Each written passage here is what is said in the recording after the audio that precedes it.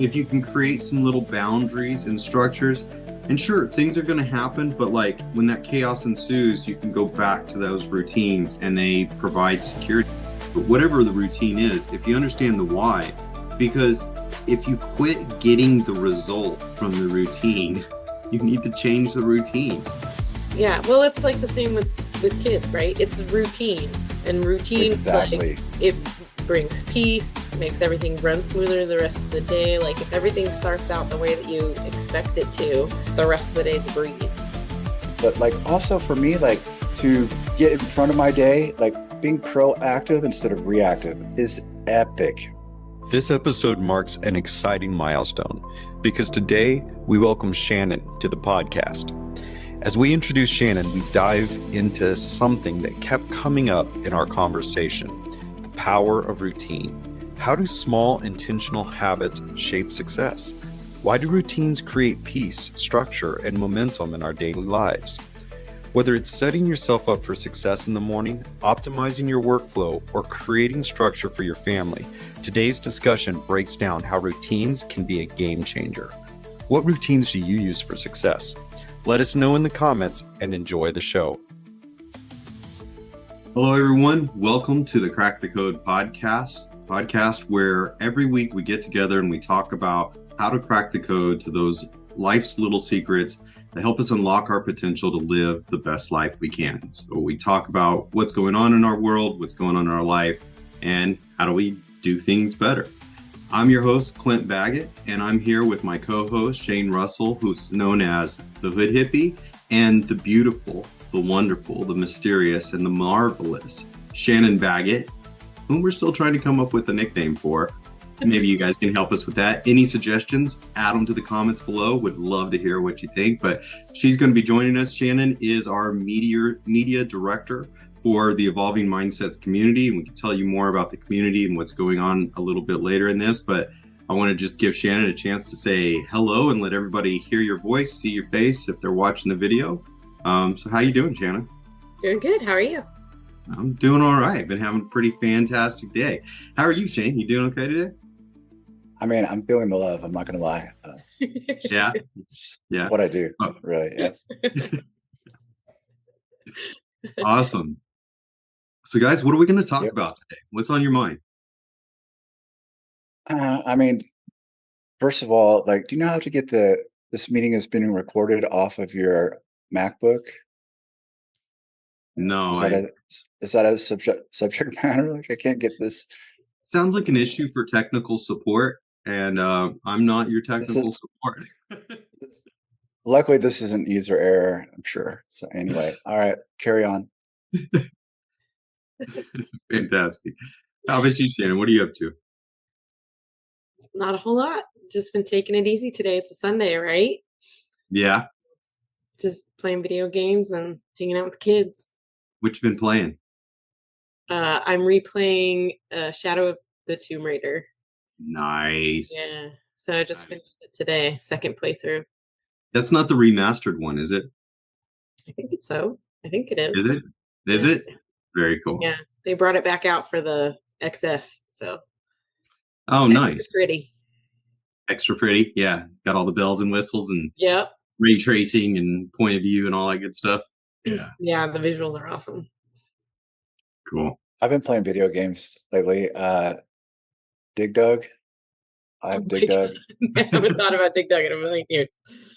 And what's the other one? Not Space Invaders, but like where you have the ship at the bottom and you can sometimes get the two. Yes. Yeah. I've been playing Space Invaders and Galaga. What are you playing on? The PS4. My kids showed me how to do it. Oh, nice. What's amazing is that you play it and still don't know the name of it. I mean, the greatest game ever, I'm pretty sure, is Galaga. And you know, the funny thing is... Like that one with the yellow guy that chomps and eats the glowing light bulbs? Like, what's that one? I don't know. That one stresses me the hell out. But like, when I was a little kid, like before like technology, like I used to like, my mom would like send me to the Circle K to like buy milk or whatever. And I literally would have a bunch of quarters and I'd play Galaga for like 3 hours. You know what I'm saying? And so like I still do that sometimes. Yeah. No, when I lived in Asheville, I had to go to a laundromat and I would always buy extra quarters because they had a machine there, and it had Galaga, Centipede, and Miss Pac-Man on it. So I would nice. just sit there, play video games, waiting for my laundry to be done. Just I'm not gonna lie, for me, like in in the college years, that was the highlight of laundry. Like it made it all worth it. Because you go to the laundromat. There was a couple arcades there in the laundromat, and I'm like, all right, it's time to do laundry. But put all this stuff in here, and take a handful of quarters and just like yep. play whatever 1942 or whatever game they had in there. Oh yeah, 1942 is good. Yeah. I was more like the guy with the dice in the back alley kind of guy. I'm just Playing playing. I remember- You short circuit in my brain there first. I was like, what? I've actually never even played dice. Like I'm the guy that would like just have better luck. I mean, okay, look, I could buy every single lottery ticket except the one and lose. So I like scientific method. Like I figured this out. Like I would be better off just going to give like money to like a homeless person and getting the karmic return. But anyway, so yeah, I never played dice. And So what I got out of that is you've never done your own laundry. I mean, you know what I'm saying? Like, damn it. I mean, sometimes, I mean, I figured it out. All right. Anyways. So anyways. Well, I guess I can start off and get things going today. I've been working on a project called Developing Daily Ease, or actually just launched it, the course module in the Evolving Mindsets community, Crack the Code to Daily Ease. So that's a process for helping us kind of maximize the morning. So it's something I've been doing for 15 years. I haven't always called it ease. The ease is an acronym: email, action items, scheduling, and engagement. And I know this is real technical, it's not as fun, but it's really helpful because what I do is I box in just a time period every day. And by focusing and starting my day this way, it helps me to be really successful, puts me in a better mood, helps me to stay on top of stuff. So we did a live recording inside the Evolving Mindsets community this morning, recorded that, put that recording up for anybody in the community. It's free to access. So we're going to expand that and build it out so there's a little more details in some of the parts of it. But it's up in the Evolving Mindsets community if anybody wants to check it out. That's www.evolving-mindsets.com. There's my plug for the day. Ta-da! Is that something you do every day? It is. It's something, yeah, well, I mean, now that it's in this more of a CEO position, yeah, an entrepreneur, I do it every day because it's such an easy process. But, in the corporate environment as project manager, operations manager, technician, it was definitely something I would do at the start of my workday. I just go in, I have a method for checking my emails, keeping my inbox clean and tight. And then I don't respond to anything. I just sort it out, get rid of the trash, apply rules, block things, unsubscribe, whatever, keep that flow of information really clean. But that lets me start to know, okay, like I understand what's going on in my environment. And then I go for quick wins. So the first is E, that's the email, then the action item, right? And I want to just knock out things that I can get done in like 2 or 3 minutes. Fast actions. That way you don't procrastinate and end up with a lot of tasks later on. And then I move right into scheduling, because if there's an action item that's going to take more than 2 to 3 minutes to do, I want to make sure that I put a time slot on my calendar for that. If I think it's 15 minutes, half an hour, hour and a half, whatever it's going to take, I assign the time for that right there first thing, so that I make sure and have time to accomplish that task. And that's the scheduling part. And then I like to block an hour for the whole process. And my goal is to spend no more than 10 minutes on email, 10 minutes action items, and 10 minutes scheduling, so that I can have 30 minutes to do the last part, which I call engage with joy. And this is, all right, I've just took care of all the important stuff. I've spent half an hour deliberately focusing on a lot of different things with intention, which is a deliberate act of will. and then I want to reward myself. So I engage with joy. Hey, there's the kitty cat, Yeah. right? Is that Mystic? Oh, they're both of them. They're both there. Look at that. Man, family is growing fast. That is cool. This Mystic. And that was I just heard in the echoes of time, the first suggestion for a nickname was the Cat Lady, but I don't think we like that. Oh. No? Only after you die. I mean, that's not Only after I die. Ever. That's how that would be the Cat Lady. And live forever. Yeah. So yeah, anyway, so the last part, engage with joy.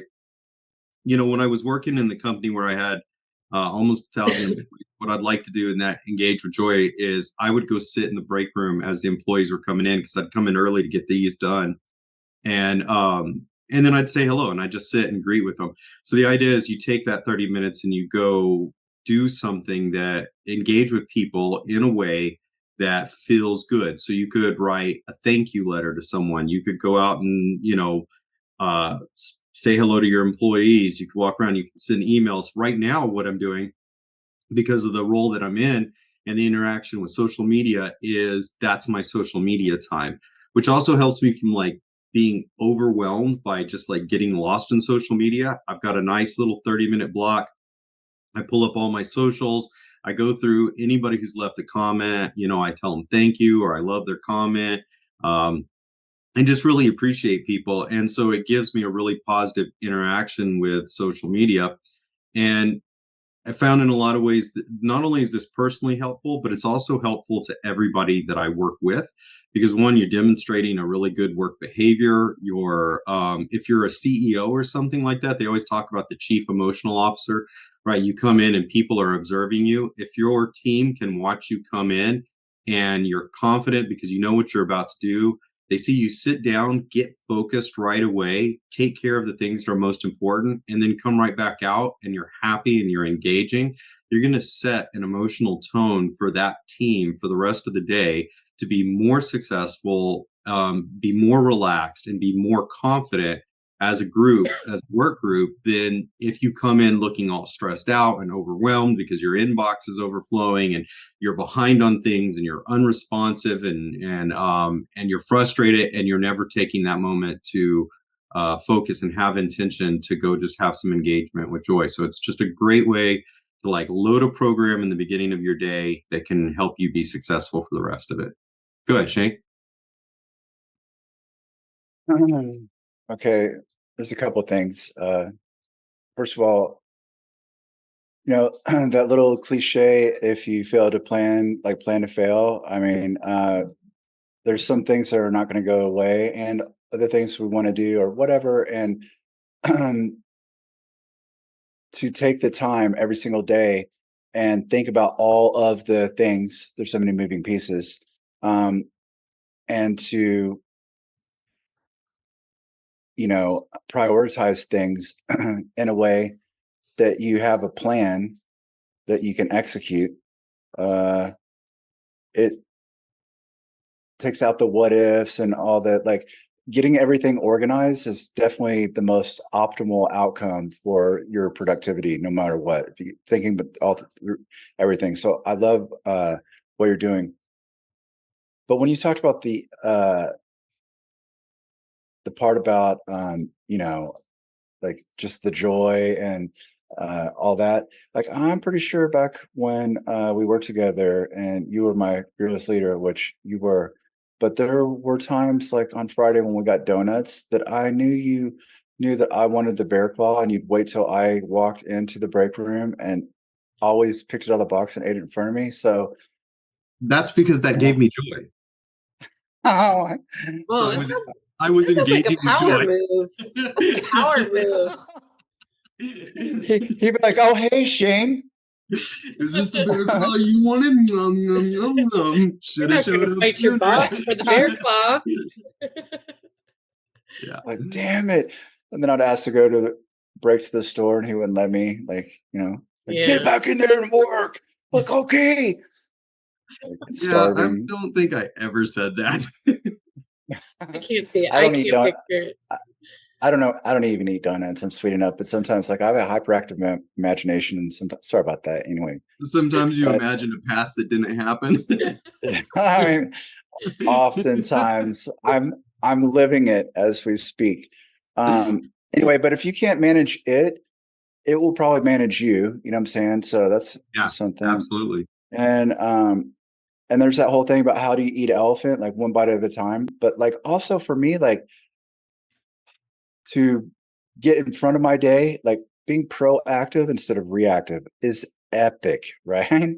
And so Yeah. getting in front of it and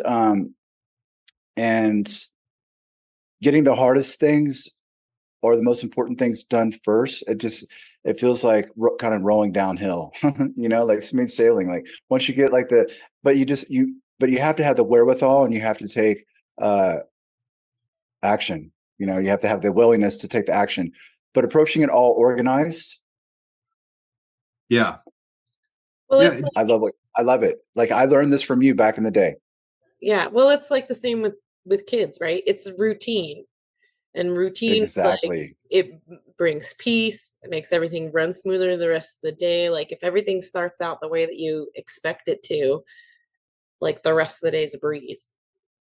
Yeah. And that's the whole point of it is, right, is like look, I was managing, power, cooling, critical facilities, network infrastructure, global operations.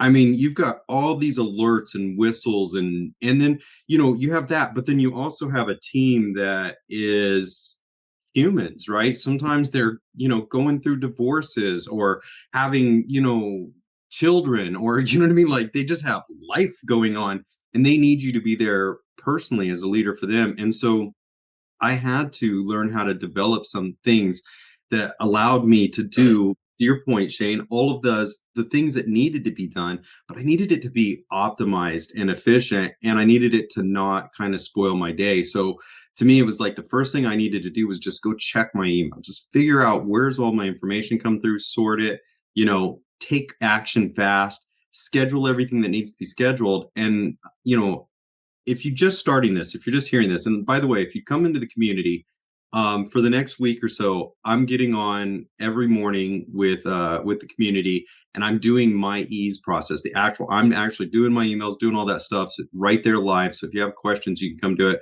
But when you first start out, sometimes that first hour might just be email because you need to go do a whole bunch of sorting and stuff. But the more you do it and you just keep showing up and doing it, it gets faster and faster. I think when I recorded the thing this morning, I did it and I actually did the first 3 steps in like less than 8 minutes. And I was like, oh man, that was almost too fast. It seems unbelievable. But know that that's just 15 years of practicing this, right? Does it take 15 years to get that fast? No, it doesn't, right? You can probably do it in 3 to 4 weeks. Go ahead. Well, let me ask. So for your the ease meeting that you're going to have every morning, is Yeah. it like a teaching thing every morning, or is it more like the people in the community can come together while you're all just doing the ease program? Yeah, no, that's a great question. So it's a little bit of both, but more of the latter, because the idea is sometimes what helps us the most is having someone to hold her, to just do it with us, right? So I'm saying, look, I do this every day. If you're feeling uncomfortable or you need a reminder or you just want some accountability to show up to the call, there's that part of the offering. You can just show up. Hey, we're here. We're expecting you. You made the commitment to come. No one's going to get mad if you don't, but come, because what we're doing is we're as a community, we're coming together to support us in developing these skills. So there's that part of it. There's the community part of it. Then really, if everybody's out reading their email and they're taking action and they're scheduling things, you don't want a whole lot of talking going on during that time. So I'm going to put up on the screen that, the first 30 minutes, the target is email, action items, scheduling. And then after that, when everybody's done, what I'm asking is that you just put in the chat, ready to engage, right? And so that means you're done with your first things, you're ready to engage. And once I see that the majority of the people have hit that ready to engage point, I go, okay, look, we're ready to engage. How are you going to engage today? Like, you know what I mean? And so then we talk about that, because for someone who might be trying to figure out what the best way is to engage, or how to engage with Joy, or have questions, or maybe like they're having problem with their email, that's what the second half of it becomes about. It's that teaching, that interaction, and we're priming that mode of engagement. So we're engaging in a supporting environment where we can get good information back, and it feels really good to set ourselves up for success, to go out into the world and go, and whether it's engaging with our audience because we're a creator, engaging with our students because we're a teacher, engaging with our employees because we're a manager, whatever it is. That's kind of it. Does that answer your question, Shannon? Does that make sense? It does. Yeah. I was just curious. Yeah. No, thank you. Great question. Yeah. So yeah, like I said, join the community, come in, hang out with us. The process is there.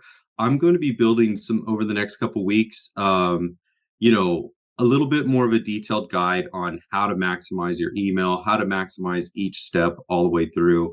It's what I like doing is anything that I've learned from 15 years of the experience that I had that can make your life better. I want to bring that to the community and let that be my offering to all the evolving mindsets in there. Cool. Yeah, I think that it's a beautiful endeavor because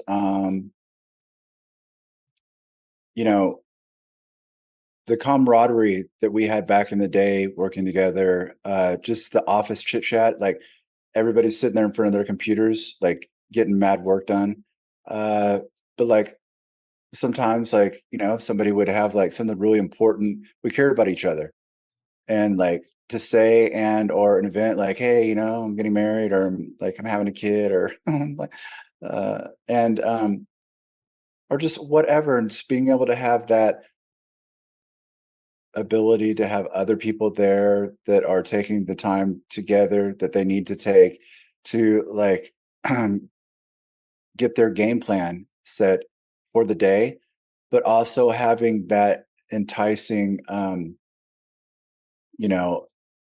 benefit of once you get these things done, we get to like take a few minutes and just like enjoy like the best stuff that we've got with each other, Yeah.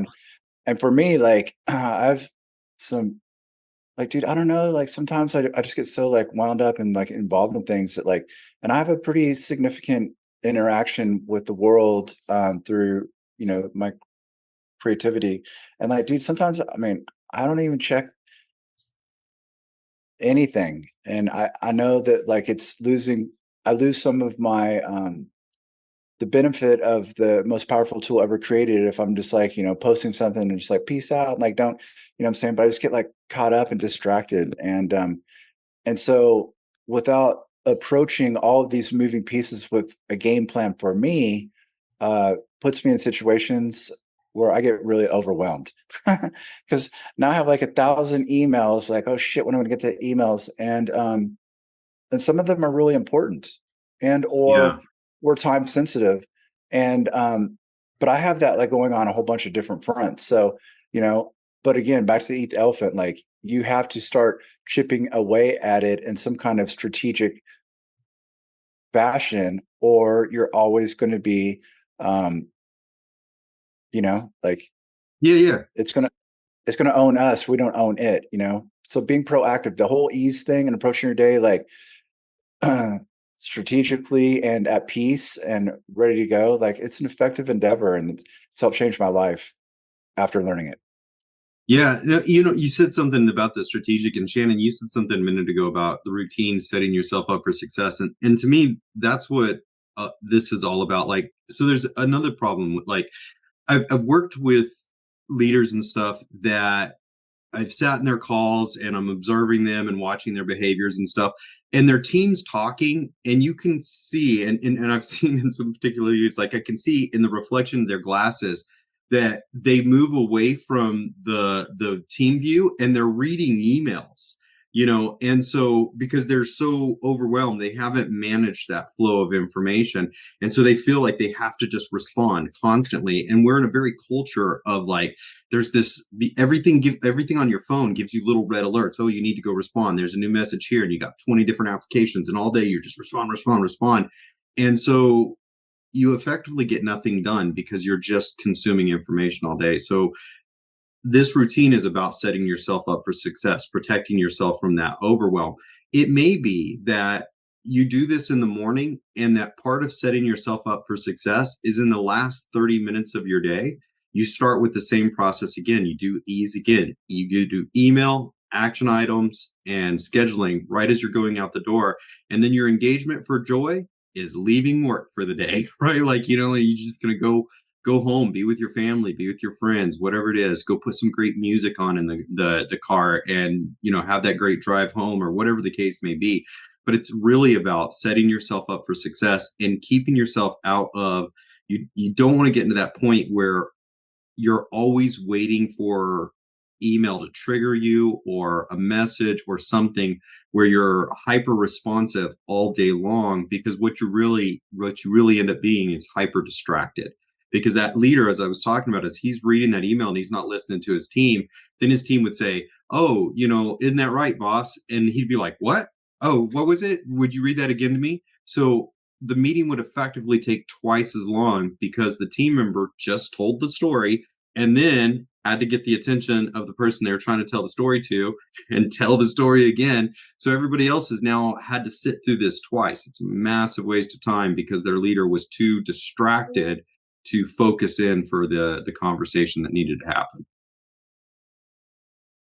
Well, I have to step No, away for a minute to prepare the kids for a successful bedtime. Yeah, Doing go their for it. my children are feral. They just routine, so I gotta go manage some. All right, we'll be here. so it's like tennis, dude. What I figured out, with so many moving pieces coming over to your side of the court in all of the ways that they do, from our career to our personal life, there's a lot of things to keep up with. And if you don't take the necessary time to acknowledge them all, and or think about them all, and plan for the unexpected, and also smell the roses, which is really so important, uh you lose. Okay, like we want to operate in the most optimal state out of inspiration, and how we can get there is to be, you know as proactive and strategic, and again, just taking the time uh to plan. And so right when things come over the fence, we can just tap it right back over and just keep things moving. And on Yeah, our side of the fence, it's the things that we can control. For me, I had to crack the code to end division with inside my own self, just like get my body and my mind and my spirit, you know, like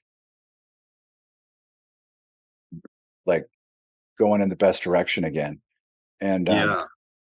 you know, And that's true with despite everybody. Everybody needs to do it that way, yeah, right? dude. And And that's and where so I individual mean, starts, is within yourself. and so we talked about before the sacred challenge. I mean, really, it starts there. Like, you have to be the change. Like, you have to be the message. You know what I mean?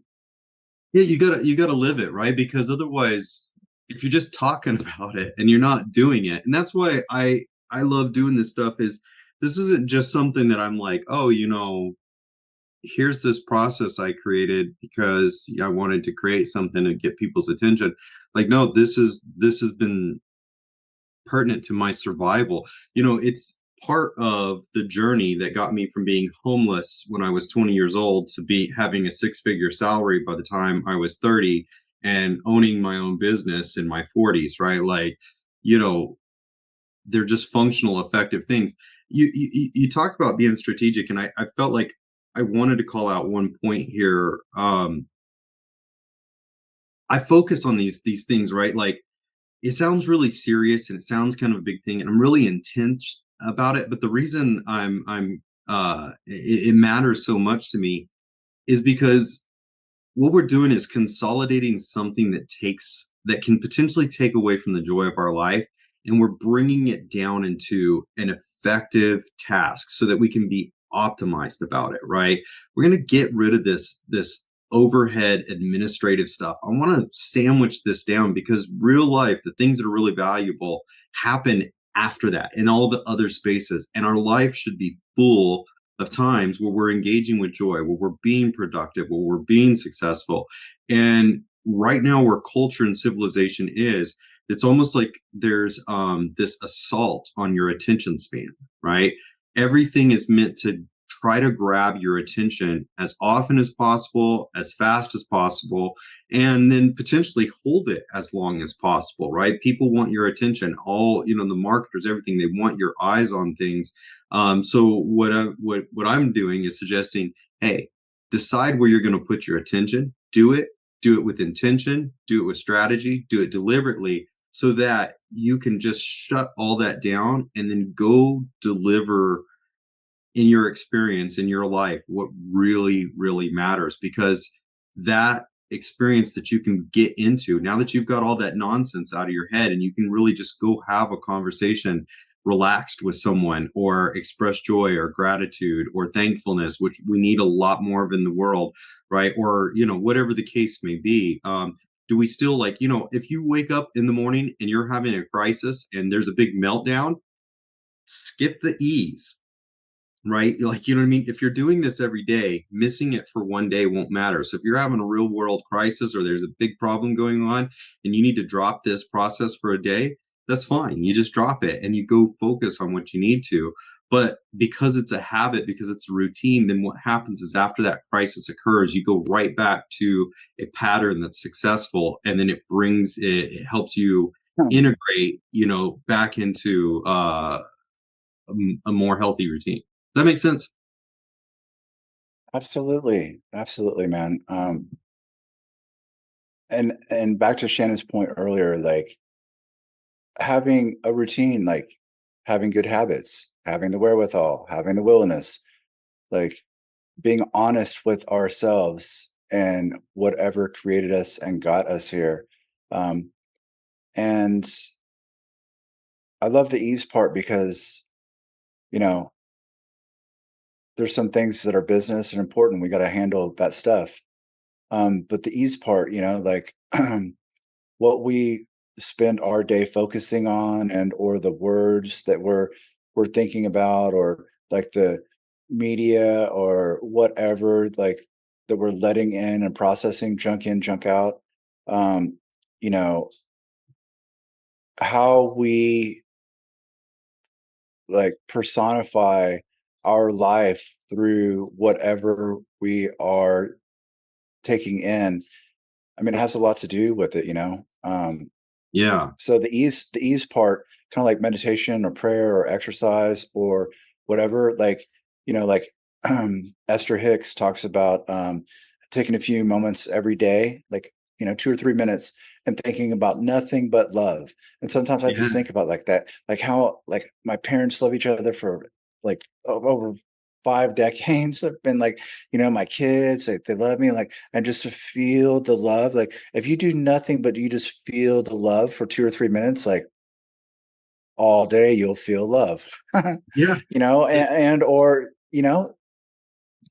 Well, I'm glad you mentioned Esther Hicks there, because she has, and in the teachings of Abraham. So whether if you're a fan, you know her as Abraham Hicks, or for people who are just not sure who Esther Hicks is, if you go look it up, it's Esther Hicks. Great teacher, fantastic information. There's a lot of YouTube content out there for her, but she talks about something called segment intending. And when she discusses this, what she says is, if you want to have a more productive day and you want to manifest this really powerful life, because her whole thing's about manifesting the life of your dreams, right? Is to segment intend. And what she says is, like, if you're going to the store, that's a segment. So go with intention. I'm going to the store to get all the supplies that I need for groceries, or whatever it may be that you're going to the store for. But like you can go with gratitude, you can go with joy, you can go with a sense of abundance. But what is your intention in that segment? So this also, the ease process is segment intending. So if you're familiar with her work, you'd see how this could fit in. And what we're doing is intending in that segment that I'm going to do the things that need to be done. I'm going to take ownership for them. I'm going to do them effectively in a way that I can be really proud of it. And then I'm going to celebrate that effort immediately by allowing myself to have some joy, because the faster I do that first part, the more space I get at the end to go enjoy. So now there's a motivation to get that work done in the most optimal manner possible, so that we can have more of the great experience on the back end. Welcome back, Shannon. Oh, you're on mute. You looked so pretty when you said that too. I was gonna say I wasn't really doing a routine. I was just creeping on you guys, seeing if you're talking about me. Oh, just kidding. Kidding. No, I thought about it. I was like, we should talk about her while she's gone. I'm all for talking behind somebody's back, because I have a rule, like I won't say anything behind someone's back that I won't say to their face. And that's like, I'm just like, look, hallelujah. I just speak honestly all the time, so I'm not really afraid of what I say. Like, right. Yeah, I mean, good. There's no disappear surprise. for a minute, and we'll pretend to talk about you. Well, wait. There you go. I should probably take like a 2-minute break, and I don't want to leave a Clinton Bannon. But hey, one thing real quick. Like, so what we were just saying, I just want to pick up on that. So, in the moments that we have, starting with the moments to organize the moments that we have to really be in the moment. And what I mean is like not worrying about like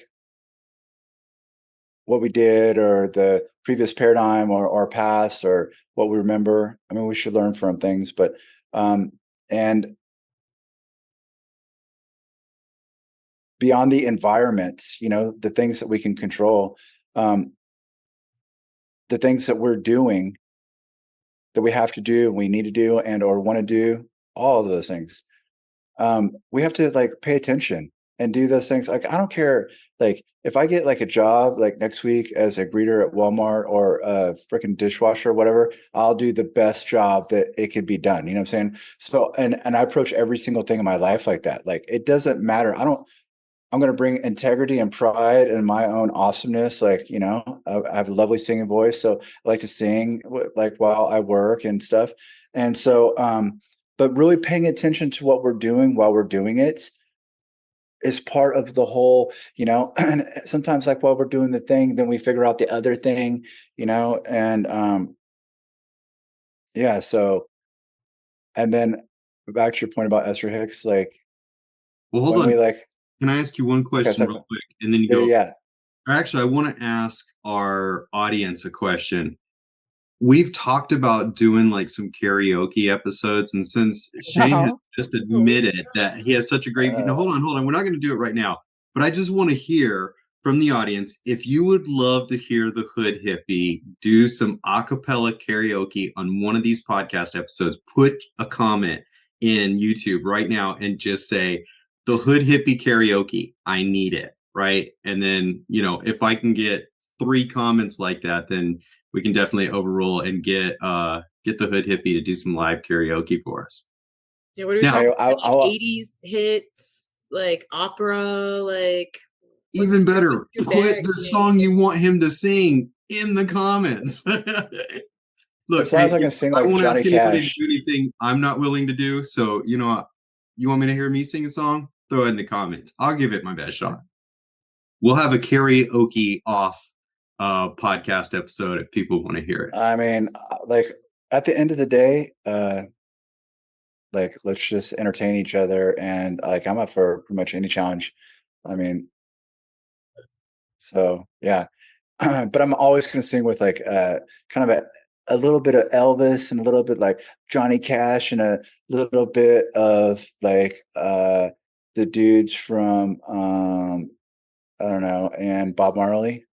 Yeah. For me, it's totally going to be quit playing games with my heart. Going Wow. Backstreet Boys or NSYNC, Oh whichever man. one that was. Shannon, help me. Who was that? Back. All right. See, look, we can all do this. Like, so there you go, audience. Throw those comments in YouTube. Let us know what you want to Oh my say. gosh. Full new spinoff. Hey, you were talking about Esther Hicks before I interrupted so rudely. Please continue. Esther Hicks. Yeah. So the things, so we have all these things going on, so many moving pieces. We have to focus. We have to acknowledge all of these things and prioritize them. And we have to, this takes focus and effort and wherewithal. And, but it's important. So anyway, so addressing everything and chipping away at it and staying in front of it instead of getting behind. It's a beautiful thing, man. And then taking the time to focus our mind's eye and our thoughts and our inner dialogue and our conversations with other in the most, like glass more than half full kind of way, like, Yeah. and then like you can always like be like, hell yeah, that conversation with the sweet little lady at Circle K was awesome. I mean, to me, that's the stuff worth more than money, like those little moments that we can help create and help make viral or contagious in the most positive kind of way, Yeah, and by getting that administrative stuff knocked out and done easy, you'll Yes. have more moments like that in your life, because you're right, those are the moments where the magic really happens. It's the moments that make life feel full of it. And if we're, overwhelmed and stressed and feeling burdened all the time, we're not having a whole bunch of those moments. Yeah, if you're just like not acknowledging the things that are not going to go away, like eventually somebody's going to come around and you're going to look like what I'm saying? It's like, look, if we're going to do it, then let's do it and be all in, or not do it. But don't like, what I'm saying? Like, you don't want to be in that gray area of like WTF, like, what I'm saying? Like what I learned with the people when I was working for you, with you, and together with the people, like, if I was going to put my stamp on it, like it was going to be in a way that would shut everybody up. Like, not only, the only thing that anybody could say about it was like, wow, like, hell yeah. Like, when you do it that way, like, Yeah. Yeah. It's about being a master at your craft, right? So like, yeah, man. it's why I chose EASE as an acronym, which honestly, it really worked out well. It was, a easy to connect acronym, because I always say ease is a mark of mastery to me, right? If you see a professional, like I always love, like in the movies when they call like the fixer, the guy that comes in and kind of the professional, he cleans up the body and makes the scene look or whatever. Like this guy comes in, he's never stressed out. He always knows exactly what he's doing. He reads the room in a matter of seconds. He gets in, gets his job done, and you'll never know he was there. And he does it with ease, right? Like that is the mark to me of a professional, when you can do something with ease. And to get to that point, you got to practice it. You have to have a strategy, and you got to run that play over and over and over again. It's how I think, pro athletes and everything, they become really great. If, you're not going to be really impressed if you see somebody do something difficult every time and it's always really difficult. What's impressive is when someone does something really difficult and they just make it look so simple. Like it wasn't difficult at all. Like just, like they just do it. They do it with ease. That's that mark of mastery. So when you're developing daily ease, right? When you're cracking the code to ease, you're cracking the code to mastery, becoming that master of your environment. Yeah, it takes a lot of grace, and and it's being content with the blessings that we have while we have them. I think is a big part of the ease thing for me, at least. Like I have, I mean, maybe not everything that I would most want, and that's probably a good thing for the world. But I mean, I have everything that I need always when I need it, and to not like stress about it. Like I'm pretty sure in the Bible, they talk about like the crow doesn't worry about food the next day. The sun rises and it goes and gets the food. You know what I'm saying? Like, Yeah. being content with the blessings that I have and really focusing on those blessings, like the love I have and the health of my health and those I love, and and the awareness that it's a miracle to be alive and stuff. I don't know, man. It's a part of the whole ease thing, and keeping where we put our mindset, our mind's eye, our internal dialogue, or whatever our conversations about our experience. It really shapes who we are and the outcome of our life. So if we can take the time to strategically approach our day in the corporate ways, and also the other important ways like being a parent, and also address the most important things, the blessings, and the good stuff, it really helps keep the train on the tracks in the best direction. Yeah, it's funny you talking about that, Shane, and then Clint, you talking about that. I know I don't think you've gotten into this too much on the podcast yet, but the grid work that you do, and how certain words, we've done some grids together, and how certain words resonate differently with people. Yeah, Like ease means this for you, but ease right. meant that for Shane. And, it just kind of goes back to that, like, but they're all positive thoughts or feelings on that word. So I think it's a good name for the program, because ease, I think generally people want ease in their life. They want some sort of just no stress. It's all figured out. They've got their routine, and it's just a Yeah, good way to kick off the day, like just a good positive mindset for the day. yeah, totally. I mean, it is. So 2 points. Like one, yeah, you're right. Like words can mean different things. When we were doing the grid, right? Like you were using the word lucky, and I was like, oh, I don't like, to be lucky. I feel like I want to control my own fate. I don't want to be. But like what we realized is that what you were calling lucky is what I was calling blessed. You know what I'm saying? And Yeah. it's the same thing together. And so, it helped me change my perspective about luck. So like, as we explore these words and we talk about what does it mean to us, I think it helps us all to understand, the value of these things. But yeah, ease, like there's, you're right. Everybody does. We don't, who wants more difficult things, right? And every product and thing out there will speak to your pain, speak to your scarcity, speak to the challenge, speak to the problems, and just make you feel like life is so overwhelmingly difficult that you can't get through what life is unless you go buy what this person is offering. So look, the course is there for free. Come join the community, take it, and have some ease. Just look, take this as my gift of like, this is not difficult, this is not hard, I'll be there with you. Let's get this done. Let's add some joy and some ease back in your life. Let your shoulders drop, take control of things, and feel empowered to own your day so that everything doesn't have to be overwhelming, right? But Yeah. ease is, we do want ease. We want life to move a little bit more smoothly. Yeah. It's the one part of your day like you can totally control. Absolutely. You can absolutely be in control of it. And also, for me anyway, after I sleep, I mean, I just think this is a common denominator for everyone.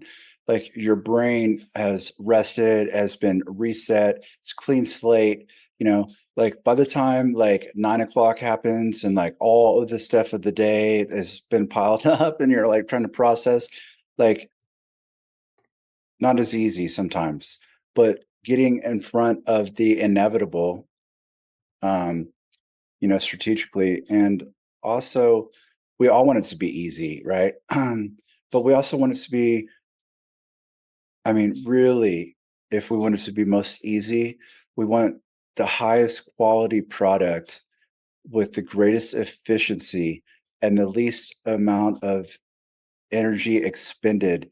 Um, that seems Yeah. easy and pretty optimal for productivity. Yeah. It's effectiveness, right? It's, It is. it's effective impact, right? How do we get to that point where we can really leverage? There was something when I was at one of Tony Robbins' events. It was probably well, I want to say this with respect. For me, it was this thing that I was like, oh man, Tony, that's a really good point. And he goes, there is no scarcity of time.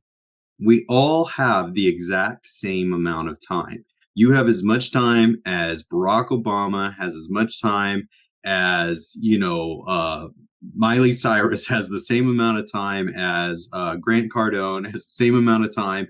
We all have the same amount of time, right? So if we can leverage the time we have to be as valuable as possible, especially for those things that we just have to get done. Look, you got to eat, you got to do certain things, right? Like, you don't want all your time to be ate up just in survival mode, just in trying to live to the next minute. Like, let's leverage our time so that it pays off for, days, for the whole day, so that we can have more of the time that follows and use it in more effective, productive, and rewarding activities.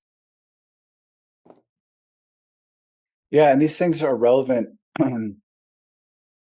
to our success and to maximize our achievement in all endeavors on all fronts, period. Like, it's the same stuff that pro athletes need, like successful leaders, like We the components of the success of this simplicity it's all the same. It's the yeah. being able to acknowledge all of the things, address them, plan for them within the time that you have. But to your point, like, time is really our greatest resource, and we can free up more time by our efficiency of being strategic about the planning of our day and or week and or life. And because we get to write the story, and or the story writes us, and so no, I really I love it. But I also especially love the part that's there to get our focus on the joy. And I know, man, for myself, and I'm sure for a lot of people, sometimes the joy and the day-to-day grind, the routine and the mundane and the commonplace, the joy sometimes is hard to find. Sometimes it's subatomic. Yeah. But we still got to put our focus there, because that's how we hang on to get through to the other side of where the awesomeness is. And it's those moments, it's taking action, the willingness to take action on the things that we can control, and because our actions define who we become. Yeah, 100%, man. Well said, dude. It was beautiful. Yeah, and I think, Shannon, you jumped in on this, and it's about routines and it's about practice, right? You were talking, I don't know how many, like, I think as parents, like, having effective routines has been key to success, wouldn't you say? Oh yeah, for sure. Right? The days when the routines get messed up are the days when there's the most chaos. The most upset getting on the bus, the most, upset coming home if things aren't right. Yeah. It's the small things for the kids. It's what they do for themselves first thing in the morning. But if somebody wakes up late and things don't happen the way that they're supposed to happen, it leads to chaos. Yeah. And then that is their mood for the rest of the day. Yeah. And if you can create some little boundaries and structures, and sure, things are going to happen, but like, when that chaos ensues, you can go back to those routines and they provide security. I've seen it with kids too, right? Like, something will happen, we'll go through, like, even just summer vacation, you get out of your routines and things are weird. But like, as we come back into our routines, like, all of a sudden you start to have that feeling of security, and that feeling of, oh, okay, cool. Like, I know how things are going to work. And even though sometimes those routines can be, maybe they feel like they lock you in a little bit, but they also provide consistency, and that helps our nervous system to just relax and go, hey, I'm comfortable with what's going to happen, and I know that I can do it successfully because I've got a routine that helps me, right? Yeah, especially for kids, it's the routine is a source of security. Yeah. You know, everything is I the mean, same today. Like we're in a safe place. I have my parents. It's just it's such a additional bit of security for the kids that you know you want to make sure that they feel safe all the time. And when they're in a safe place and like especially at home, like they get to truly be their authentic selves. You know Yeah. what I mean? Like when they feel their safest is when you really get to see their true personality comes out and their true interests, and they get to express their emotions freely as much as they want without, like a ton of judgment. And so the routine actually it seems like it's boring and mundane, but there's a whole, it's just layers of how these kids are developing into who they're meant to be. Yeah, and the practice, right? And I think the important part is understanding, routines for the sake of routines, I think are where we feel trapped. But when Yeah. the routine has an intent, and I think that anytime we've established routines with kids, we've been pretty good about saying, hey, this is what we need to accomplish. And so to accomplish this, and we have these conversations with a kid, this is the routine we're going to build. And we let them be part of that deciding and building that routine process. Right. But the idea is that then if we practice that over and over and over, we'll get better and better and better and better at something. And that shows, it helps us to get past that. I've done it once and I failed. Like we understand that just like the first podcast we did, right? Like I believe this podcast is going to be better than the first podcast we did because we just keep getting better and better. We build routines, we build structure around it, and we understand how to deliver better and better over time. And I think that's the benefit of it. It's uh, you know I just heard this guy, he was doing this video on how to draw, and he was talking about anybody can draw. All it takes is practice. And he said he spent 20 years going around the world teaching people how to draw. And he said the best artists, the people who are the most amazing at it, because some people might have some natural talent, maybe they just pick it up faster. He goes, but the best in every category is always the person who has a routine and they practice often and they show up and they do the thing over and over. So, if you want to get good at life, find a routine that helps you maximize the potential of your life, right? Yeah, for sure. Yeah. no, I love that, you guys.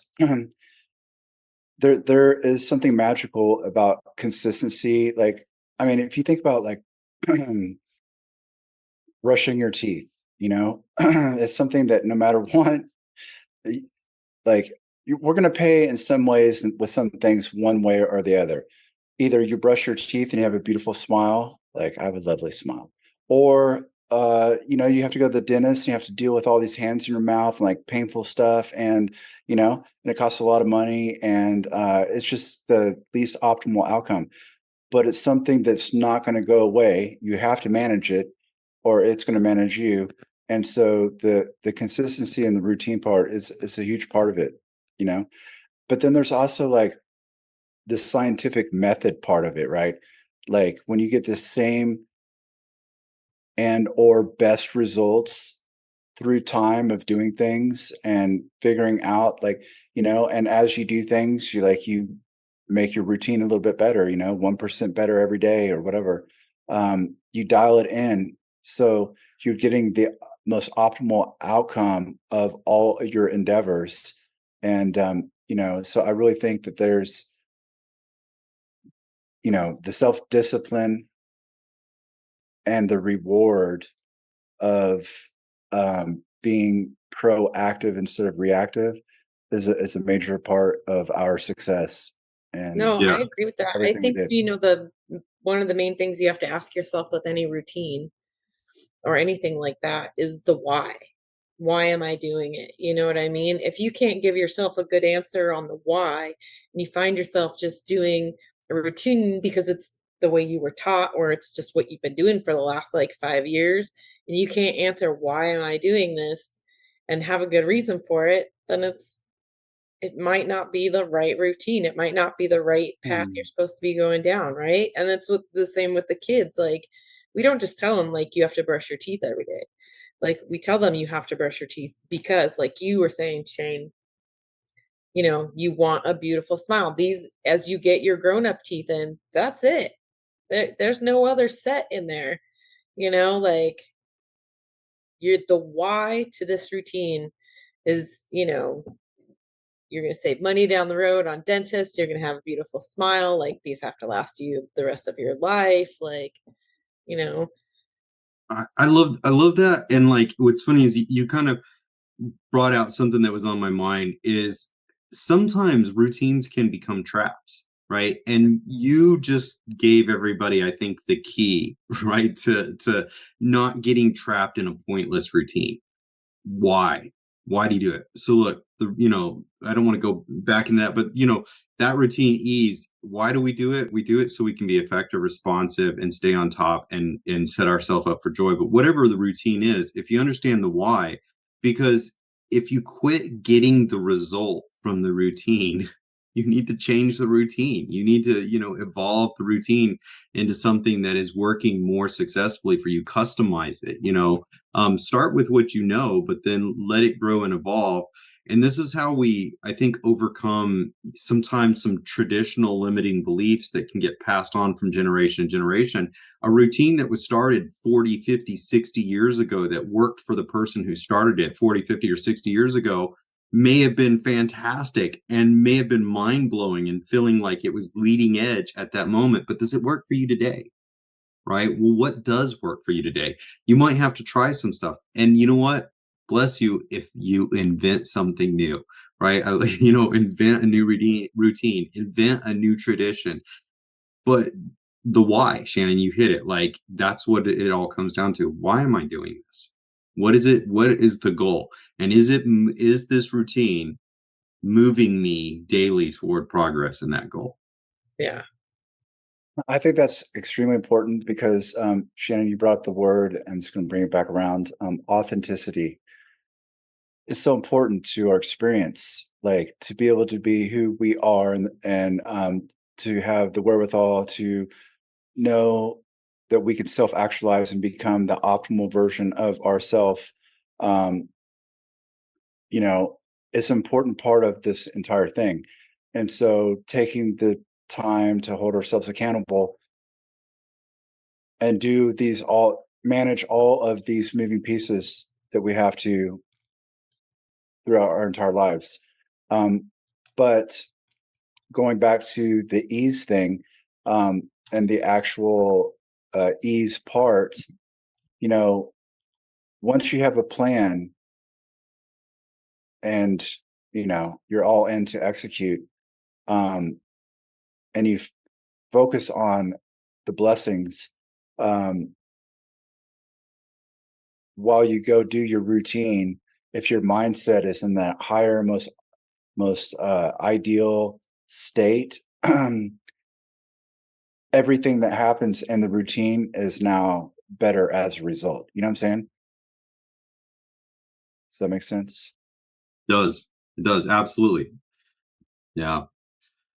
Well, so, it's been pretty good conversation. I was wondering, Shane, you and I had talked a little bit earlier, and you told me that you felt like things were kind of opening up and, because your routines are better or whatever, maybe it might be, maybe there's a connection there, but you had some inspiration coming. I know that you were writing. Is there anything in that space that you'd like to share? I'm a big fan of your poetry, and I'm going to try to pull something from you every chance I get if I can. No, I appreciate that, bro. At least one person gets it. No, no, yeah. So it's been a while since I've written this, but yeah, no, I'm getting lit up right now, and sometimes it comes and sometimes it doesn't. You can't really like force it. But when it arrives, you got to seize it. But today was Sunday, so let me see if I can find something because Shannon had a great Sunday. All right. Sundays. I enjoy Sundays. Days off when I cruise down country roads under the blue skies that by our stars flame. Fire of God, oh, you so tame my mood when when you shine your golden rays, oh sacred spine. Shine on me down through the wind. Glowing grace warm up my skin. While I drown in ebbing seas of fragrant smells from blowing trees. So inspired by the ultraviolets that pierce my closed eyelids, on days I slumber on rye grass, while downy clouds slowly pass over this field, so I give praise to God who made these sunny days. I hear the dove respects too, then sings forth with a playful coo. Also on this day at noon, shining brightly is the moon. So for my labors I reprieve, from all toil I take a leave, and dive deep in golden abyss, and radiate with joyful bliss, and the shining ring of light, the gentle stripper of the night, that every morning comes to give energy so the world may live. Sundays, you know what I'm saying? Oh, that was awesome. How long have you been Nice. writing poetry? I mean, since I was a little kid, like, I don't know, I got grounded a lot, so I just was forced to like figure something out before like cell phones. I read a lot, but a lot of like Dr. Seuss and Shel Silverstein got Oh, me started. Yeah, where the sidewalk ends, like oh, story heck of my yeah. life, pretty Yeah, when much. you But yeah, said no, earlier and you were like, how do you eat an elephant bite by bite? I totally thought of Shel Silverstein because that actually might be, I don't know if it's an elephant, but there's the poem about the lady who eats the whale. yeah, You exactly. know? You All right, know exactly. So, I want to put some oh, pressure on you, brother, real quick.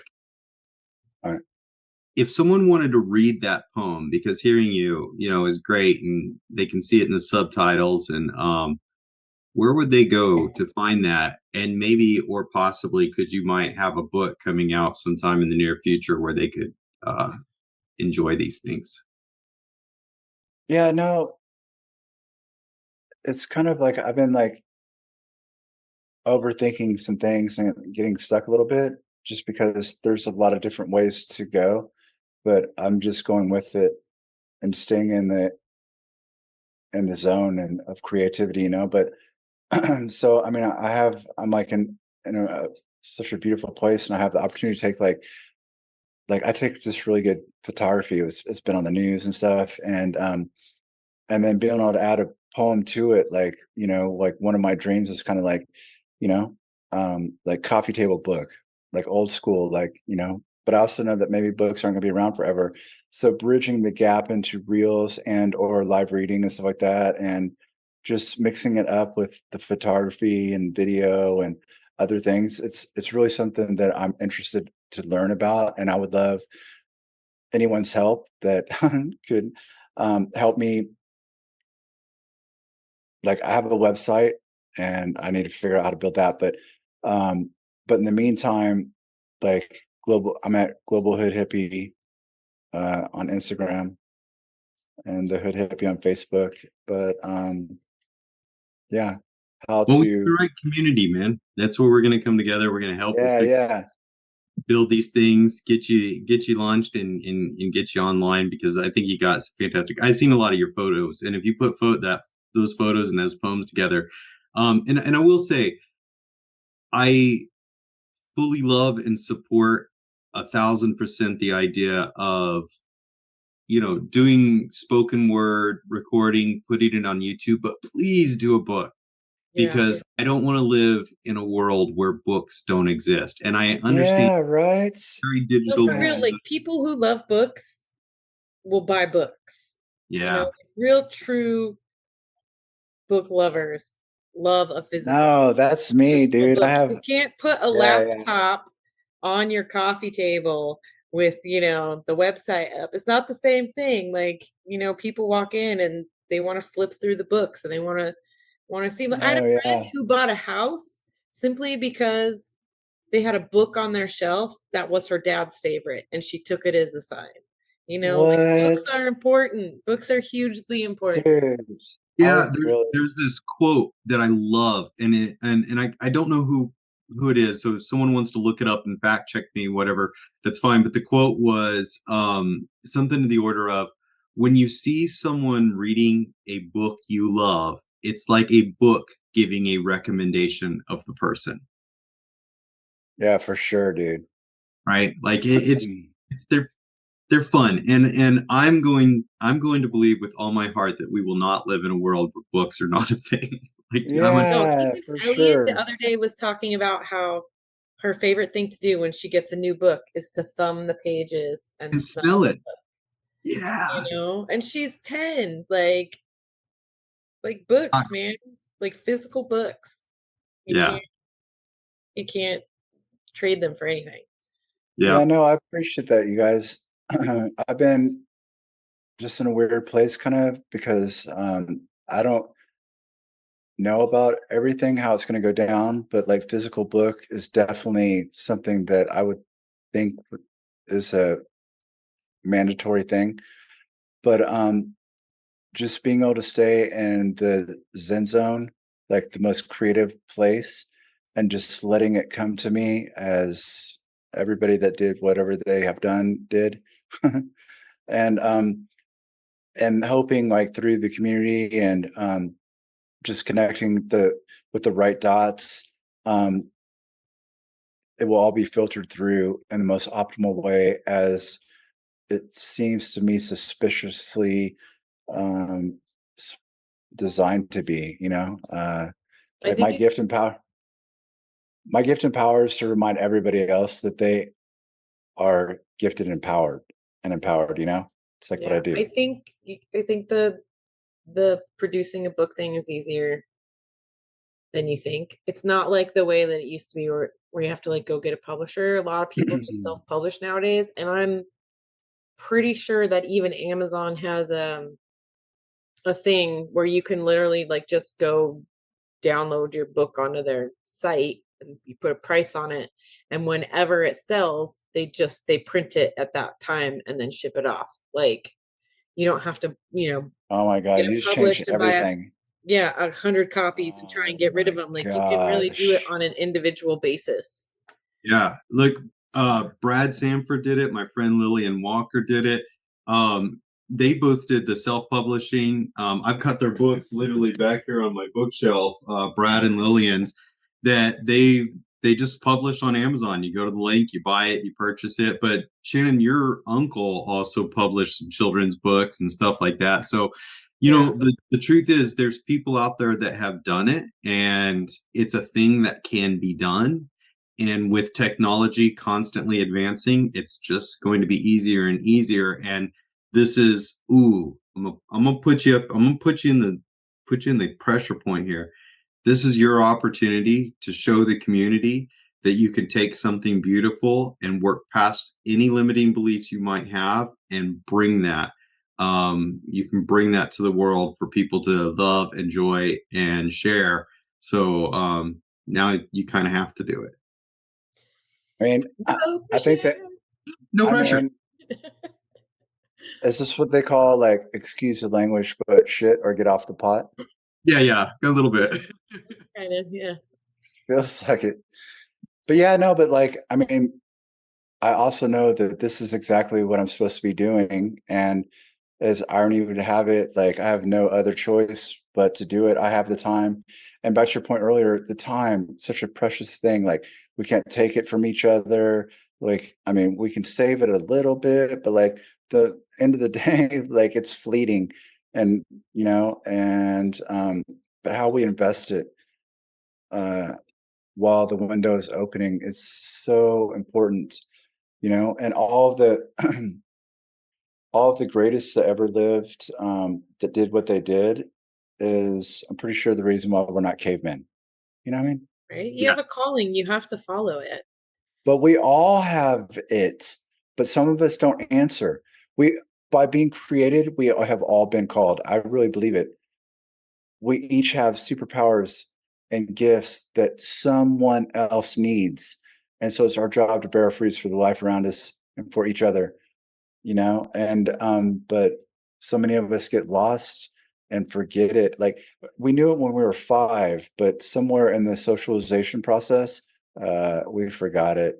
And but that's why getting the right people together to shine on each other, you know, everybody grows as a result, you know.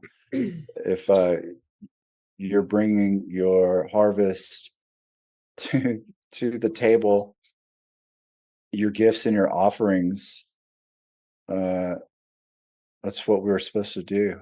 We were created to do it, and some of us were raised to do it, and some of us like figure out how to do it the hard way.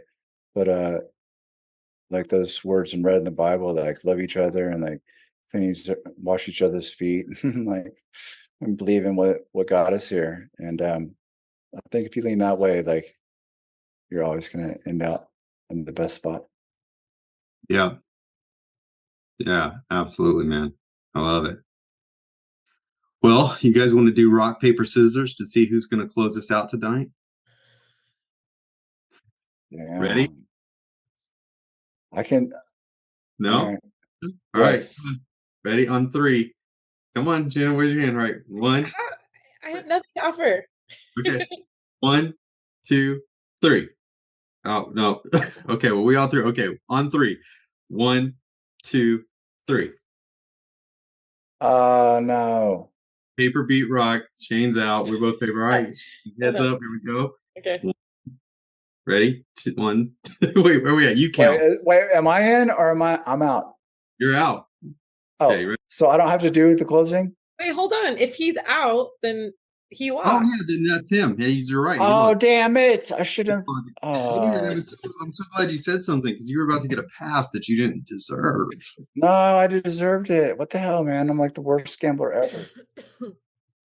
All right. Anyway, our authenticity and our value is significant to break the codes and to get the best out of the things we do on all fronts. And so let us be honest with ourselves and be able to live in a way that we're honest with each other.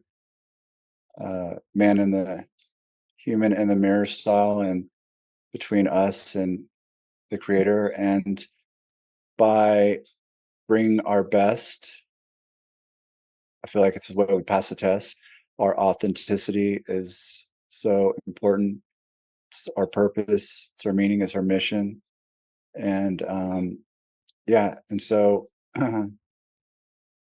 if we come together and we can see that in each other and in ourselves, I feel like the most will, you know, it's like symbiotic. The most will benefit mutually. And so yeah, authenticity and bringing your best and showing up for the sacred challenge and connecting dots with the other awesome people can magnify the light because you can't stop the shine. So that's really all I got. That was fantastic. Yeah. Thank you, though. It was beautiful, brother. Yeah. All right. Shannon, do you have any last little bits of wisdom? This was your first episode with us, so any little factoids or anything you want to share? I have no wisdom, but I can tell you like some nerdy stuff I learned this week. Absolutely. Let's hear some nerdy stuff. All right. So, dolphins and whales, and there's a bunch of other animals as well. When they sleep, they only sleep one brain hemisphere at a time. So they will literally like shut down like the right hemisphere of their brain for like 4 hours, and they keep the left side open so that they can stay up to the top of the water and breathe. So half of their brain, they have to stay awake to breathe because they are conscious without thinking about it. They have to think about taking a breath. So in order to not drown, they keep half of their brain awake. And then when they've hit like 4 hours or whatever, they wake up the other side and shut down this one. And humans used to have it too, where that's what we do. It like sleep with one eye open. That's kind of where that came from, is because we used to, before we had houses and safety and security and stuff like that. And like even wolves and bears, because they have caves and dens to sleep in, they fall asleep by having both hemispheres of the brain fall asleep at the same time. And so humans do too. So we can get like 8 hours of consecutive rest and our brain fully rests. Whereas like most aquatic animals have to, and like ducks and some birds have to do one half of their brain at a time. That is incredible, like, and so powerful, especially to me, because I love babies, and also I just want to make the world a better place. So I think like the Shane gene could be like super helpful. So I've like communicated to some people like within my circle, like, yo, I feel like I should have some more babies. But it's weird because now I have to like sleep with one eye open. But I feel like you gave me like the way around that. So anyway. I think, it's fair, but it made me think this thought. I'm like, well, look, just because people wake up, does it mean both sides of their brain is awake? Maybe that's what this great conscious awakening everybody is it's just people finally going, hey, I can let both sides of my brain be awake at the same time. Yeah. Yeah. Crazy. Who knows? It's crazy to think about that at one point we had to literally just like I just see half of you is asleep and the other half is awake. He just did the check. He went like this. He looked off to the side and then he went the other way. He's like, is that side awake? Is that side awake? Yeah, I don't know what's going on. Think about. Like, it kind of blows your mind a little bit. Like, how the fuck does that work? Yeah. Well, sometimes I feel like I'll wake up in the middle of the night because we have 3 ponds outside. I'm like, dude, I should go back to bed, or should I just go like into the pond? And now I feel like I'm gonna do better. Your lizard brain calling you home. It is. But I'm like Nemo. I have like the one fin. Like, I don't know. But yeah. So anyway, that's interesting. And was that the only thing? Because I feel like now I want to hear more of your things. More of my things. More of my nerdy things. Yeah, no, that's useful for me. That might be even some survival shit at this point.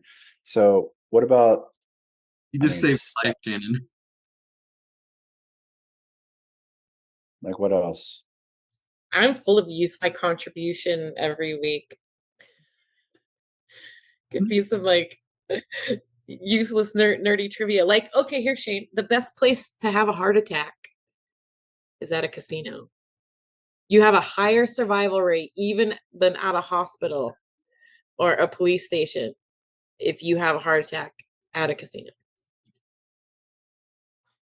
And the reason is because every single worker who is there is trained in CPR, and they are constantly having to deal with people who are like over 50, drinking, smoking, getting high stressed from gambling, and they will go into cardiac arrest. So everybody there is like an expert perfectionist at CPR. And like, it's something crazy. Like, if you say we're like at a mall and somebody started CPR, your chance of survival is like 12% or something. I don't know. You can't quote me on the exact numbers, but we'll say 12%.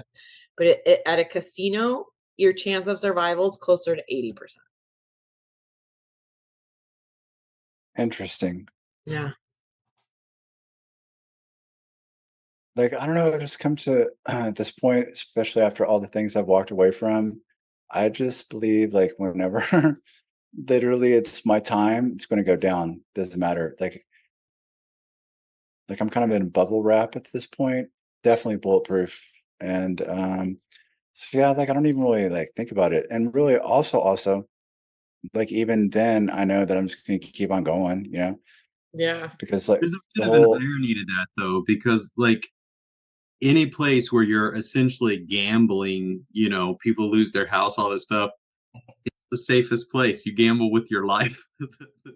Yeah. And it's so weird because I don't like to go to those places because I can feel people, like the nonverbal communication thing, and I don't, I don't like it. It weirds me out. Like I can't. So like I don't have fun there at all. And if like I go with someone, like everybody like present, we're just all going to lose money. So just let's not do that, and let's maybe go fishing or have a podcast instead. Way more productive. I don't know. I'm just saying. I'm not saying let's go gambling. I'm just saying that's my No. nerdy Just fact. saying that you have a better chance of surviving if you go gambling than if you go fishing. Yes. But what I've learned is no matter what, I'm just going to survive until it's my time. But I think the other part is good for the other people. But yeah. Oh well, I'll be in Vegas in a week and a half, so at least I know I'll be safe. You'll be all right. Yeah. Dude, you can't kill a love, man. Or at least it's hard to kill. And anyway, like I say this all the time, but I'm just going to bring it back.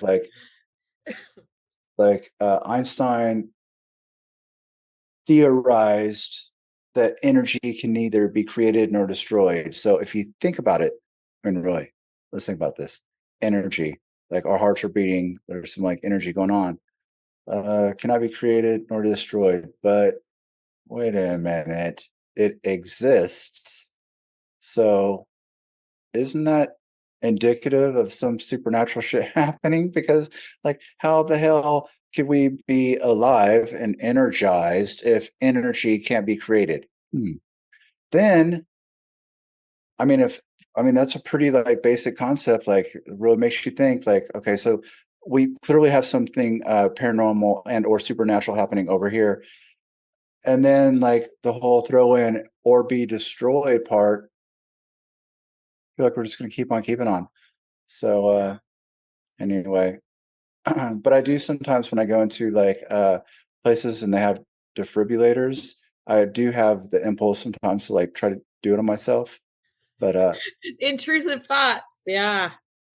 yeah, Gotta love but I the haven't, intrusive thoughts. but I haven't done it yet. What would happen?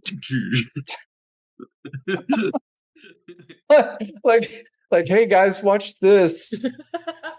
Like Jackass or something. Oh my god. Dude, I'm in like the most I mean, I'm out in the middle of nowhere. It's like super farmville. And I mean, it's a little, I mean, I just came from like 7 million to like a county of 17,000, like to a point where like I was overstimulated always, like nonstop for decades, to like a place where like I don't even see the mailman some days and stuff. Anyway, I mean, I'm pretty redneck. It sounds to me like the people in your town could use that kind of entertainment. I mean, they are definitely, there's a definitely WTF thing going on because like I'm coming in hot, you know, I mean, it's pretty conservative. And I mean, I'm definitely got a little redneck in here, but I don't know. And definitely some hillbilly, but so you would think that would fit in, but like, oh, something's just not right. And I don't know, they haven't really been feeling me too much, but I'm hoping that, you know, it's just been a little alien. Been feeling a little bit like ET. I'm not gonna lie. That's all right. Because They've been in a bubble. Just being in something, an environment that's so different from anything that I've been in before. It's been a lot of learning, like learning about farming and just like different things, and good people come in every kind of color, you know. Yeah. But it's a different way of life, man. I remember when we moved from Phoenix and I think it was 92, you know, like millions, you know, thousands, hundreds of thousands, if not millions of people back then. I don't remember what the population was then, but going to a town in Texas that had 300 people, like it was a massive culture shock. I went from overwhelmed to separation anxiety in like a month. Like, where is everything? like, do you remember like Sesame Street? like a long time ago, they had like a little skit like that came on all the time. Like one of us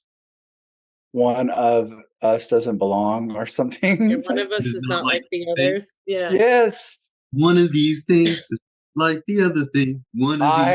Everywhere we go, dude, it's totally like that.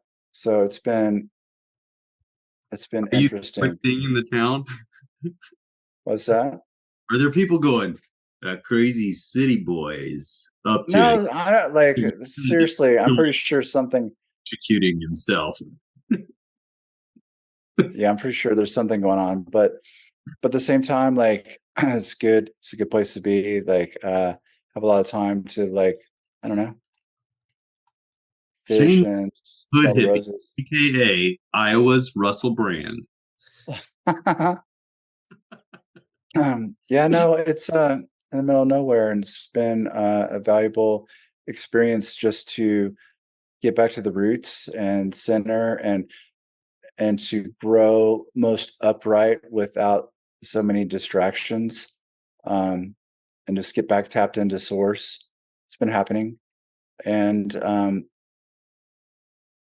it's just about the tribe, and to be able to have this time available to, and the focus and the desire to do what I came to before the window closes and it's in motion. It feels good, man. Just Yeah. a interesting place for it to be happening. Like Henry. Oh, go ahead. No, Yeah. go ahead. Something else? No, like Henry David Thoreau, Walden Ponds. Like he like just got out to nature, and it's been super therapeutic, and help me get back to the cause. Yeah.